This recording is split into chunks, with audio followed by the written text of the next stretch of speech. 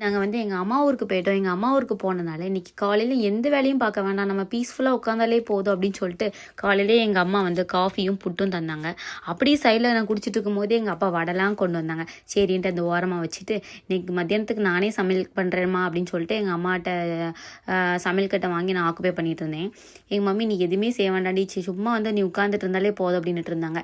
சரி நான் தாளிச்சு மட்டும் கொட்டுறேம்மா அப்படின்னு சொல்லிட்டு குழம்புக்கு எல்லாம் தாளிப்பு வச்சுட்டு சாப்பாடுக்கு வந்து எல்லாத்தையும் வச்சு சோறு, கூட்டு, முட்டை, அப்புறம் நேற்று வச்ச கருவாட்டு குழம்பு, சாம்பார் எல்லாத்தையும் ஒன்றா வச்சு ஒரு பீஸ்ஃபுல்லாக உட்காந்து சாப்பிட்றதே ஒரு சுகமாக தான் இருந்துச்சு.